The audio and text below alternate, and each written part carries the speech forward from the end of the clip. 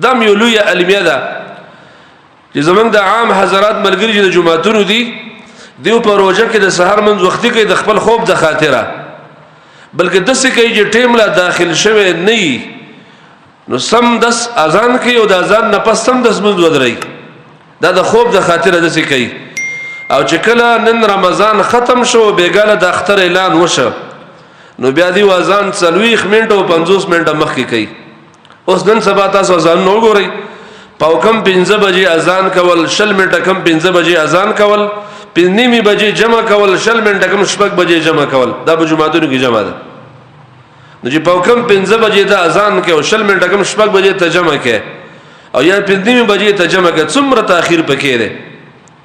50 منټه او 40 منټه په مانځ کې په اذان کې بدل کې وقفه ورکولې حالانکه پاو کم باندې سره ټیم نه داخل شوه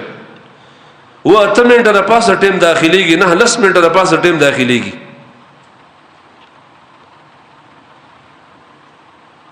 دا په رمضان کې صرف د خوب د خاطره د ماخام د سحر من وختي کول او بغیر رمضان کې بیا د سحر من هغه ټیم کې کول چې په خوا بوډاګان ویل کله به چې تور میګه په دیوال خاره شو کله به یو قصه کوله کله بل قصه کوله بوډاګان په بهر ته وتل په خواني ازاړو بولیان شو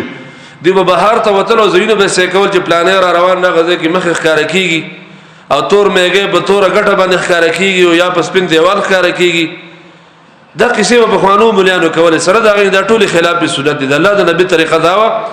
چې سحر صبح صادق د خطو یقین به وګو صبح صادق نه مخ اذان نه کې چې اذان وشو دا غي نورسته به دومره ټیم نه ساريږي چې ډیر رانا چې دومره ټیم به نه ساريږي بلکې دومره ټیم به ورګي چې ملګری جمعه تر اورسي چې کم ملګری راځي او خلک به او 10 وکي کڅو غسل کې هغه د غسل ضرورت پوره کې څوک د جمعه د لوري سره د هغه اورسي بیا به جمع ودرېدله زیات نه زیات د اذان وروسته الله ساته منټه ټیم ورکول یا 15 منټه ټیم ورکول دا د صحابه کرامو طریقه ده اوس تاسو ریاست کم ملګری تلی التم دا طریقه ده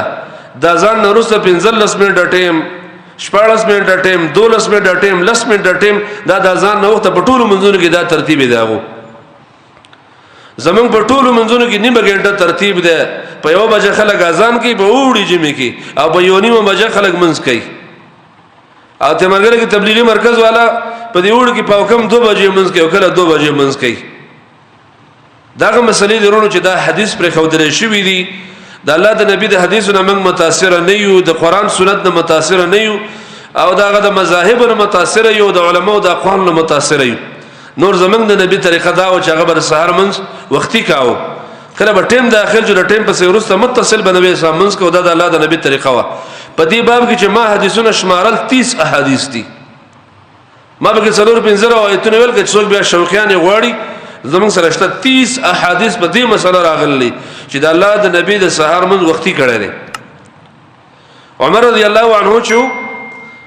داغه دور خلافت چې هغه په خپل دور خلافت کې د سحر منځ وختي کاو او سحر په منځ کې به سورته یوسف لسته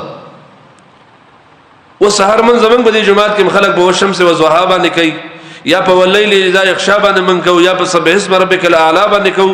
داغه قرات د نبی اسلام معاذ بن جبل ته مخستن منځ کې خودلو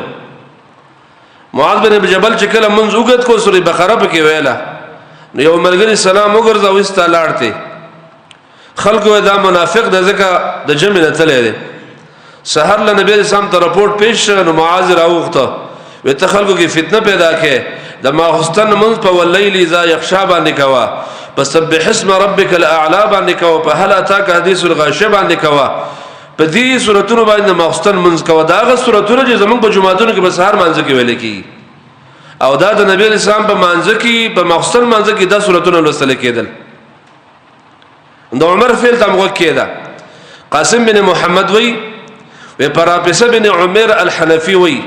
ما اخذت سوره يوسف الا من قراءه عثمان رضي الله عنه وما سوره يوسف نه ذکرې مگر د عثمان رضی الله عنه د تلاوت نه ذکرې ده و عثمان رضی الله عنه دا سوره چې کوم دا بلستو په سحر په مانځ کې من كثرة ما كان يرددها بهر بار به لستو په هفته کې به 2-3 کړه سحر مانځ کې سوره یوسف لستو نو دا سورت ما د عثمان رضی الله عنه د خلینو ذکر ده چې هغه بار بار لستو نو ماته به یاد شي و سحر مانځه کې چې دا کم ملګری په کم ټیم ودرېږي په دې ټیم ته ودرېږه په نیمه بجې ودرېږه او سحر مونږ شروع کو سورۃ یوسف کې ولولا نو 2 منټه د پاسه 9 منټه د پاسه شپږ بجې نور راخیږي سبا نور راختلې سورۃ یوسف کې سورۃ د قران کریم کې طویل سورۃ ده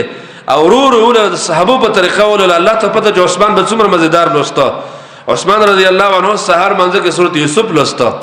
او سورۃ الاعراف لوسته او سورۃ ال عمران لوسته یا په 2 رکعاتونو کې سورۃ ال عمران لوسته دین معلومیږي صحابه به منځ وختي کاو نو وګدوګ د قراتونو بکول نبی سم شپېته نو والا سلو پر آیتونو لوستل دا مونږ چې وګت شوی دی دا په دې وجه شوی درونو چې کله سحر منځ وختي ودرېږي او سړی سلام ګرځي بیا خړه لګېدلی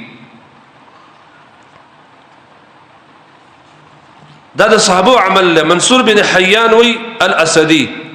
وماذا عمر بن ميمون الاودي واورد الاغل صليت مع عمر بن الخطاب وماذا عمر رضي الله عنه سره منذ صلاه الفجر سحر من سره وکړو ولو ان ابني مني 3 ازرع وکزما زوی د مانځن رستا زمانه بدرېګه د فاصله کې نو لم اعرف زخپل زوی نه پیژنم الا ان يتكلم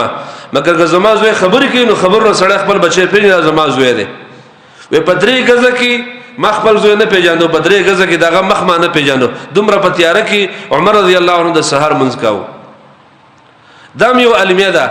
چې شل لکه د تراویح کله راشي نو وی علیکم بسنتي وسنه الخلفاء الراشدین دا د خلفای راشدین سنت دي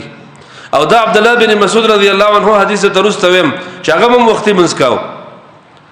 او چې کله د مانځه مواقیت راشي د مانځه ټیمونه کله راشي نو بیا د خلکو عبد الله بن مسعود رضی الله عنه هم یری